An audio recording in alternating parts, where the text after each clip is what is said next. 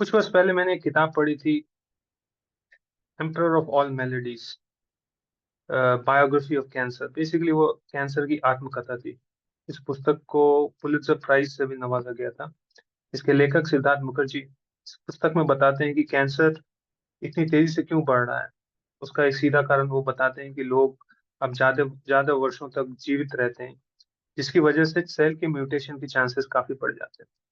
हालांकि ये बात सही है, लेकिन अभी रिसेंट स्टडीज में ये पता चला है कि सिर्फ बढ़ती उम्र ही इसका कारण नहीं है। ज्यादा खाना, मोटापा भी एक इसका बहुत बड़ा कारण बन चुका है।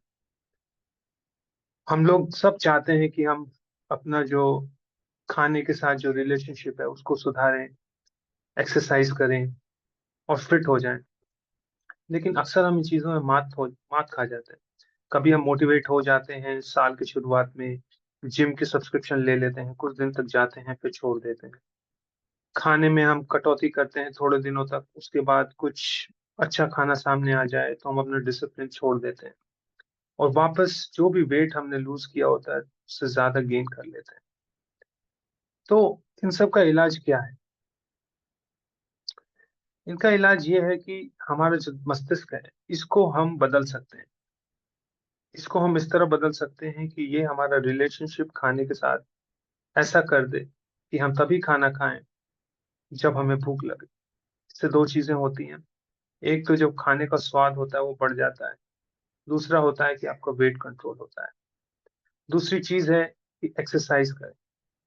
अब ये मोटिवेशन किताब पढ़ने से भी आ सकती है, लेकिन वो ज्यादा दिन नहीं रहती है।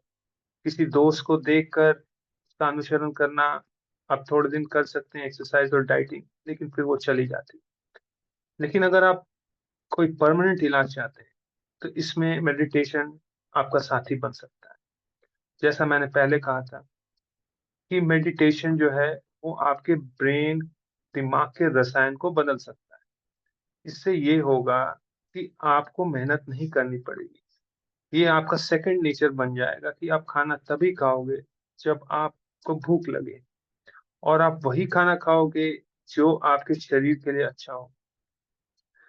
आप एक्सरसाइज इसलिए नहीं करोगे क्योंकि आपका मित्र कर रहा है या आपने कोई किताब पढ़ी है जिससे आप प्रेरित होकर कर रहे हो।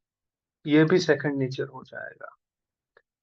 तो अगर आप चाहते हो कि एक स्वस्थ जीवन का लाभ उठा सके, तो कैंसर तो एक बात हो गई। अभी बहुत सारे और बीमारियां आ गई हैं, जैसे डायबिटीज है और बहुत सारे मॉर्बिडिटीज हैं जिन्होंने लोगों को काफी कष्ट दिया है। मेडिकेशन पे रहते हैं और उनके गाढ़ी मेहनत की कमाई मेडिक्लेम पॉलिसीज और हॉस्पिटल्स के बिल्स पे करने में निकल जाते हैं।